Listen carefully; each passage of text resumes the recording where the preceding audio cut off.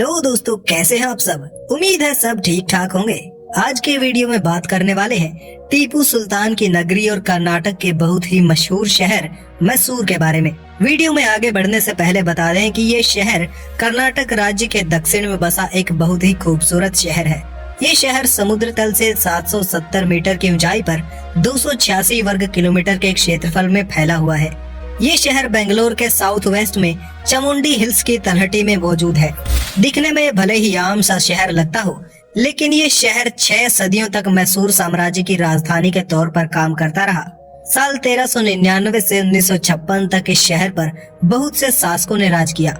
इसके इतिहास के अंतिम दिनों में यहाँ हैदर अली और टीपू सुल्तान ने राज किया था। इन्हीं दोनों शासकों के समय यहाँ पर सहतूत नामक फल उगाया जाने लगा था। रेशम के धागों से कपड़े बनाने और पहनने का चलन इसी साम्राज्य के इन्हीं 2 शासकों के समय में आया था।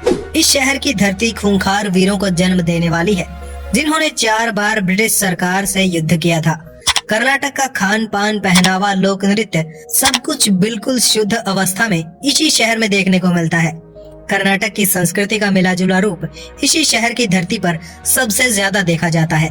2011 की जनगणना के अनुसार लगभग 1 मिलियन के आसपास की जनसंख्या इस शहर में पाई जाती है, जो इसे जनसंख्या के मामले में कर्नाटक का तीसरा सबसे अधिक जनसंख्या वाला शहर बनाता है। 2018 में एक स्टडी की गई थी, जिसके डेटा के अकॉर्डिंग इस शहर में 1000 पुरुषों पर 1000 महिलाएं पाई जाती हैं, जो समाज में महिलाओं की स्थिति को काफी अच्छा दर्शाता है। इस शहर की कुल जनसंख्या में से 84% जनसंख्या पढ़ी लिखी है। वहीं शहर की जनसंख्या में 73% आबादी में हिंदू, 22% आबादी में मुस्लिम और बाकी बची आबादी में क्रिश्चियन, जैन और अन्य छोटे धर्मों के लोग पाए जाते हैं। इस शहर का इंफ्रास्ट्रक्चर मेट्रो सिटीज को टक्कर देता है। नॉन मेट्रो सिटीज के इंफ्रास्ट्रक्चर इंडेक्स में ये शहर टॉप पर आता है। इस शहर की इकोनॉमी भी अलग अलग क्षेत्रों में बटी हुई है। टूरिज्म और IT सेक्टर में इस शहर बहुत ज्यादा आगे माना जाता है। 2010 के अंदर इस शहर को देखने के लिए दुनिया भर से लगभग 31 लाख लोग आए थे, जो इस शहर की इकोनॉमी में काफी ज्यादा पैसे लाता है। विप्रो, इन्फोसिस जैसी सॉफ्टवेयर कंपनियों के साथ लाइमस्टोन, ब्रॉन्ज वर्क और सैंडलवुड कार्विंग जैसी कई सारे इंडस्ट्रीज इस शहर में मौजूद हैं।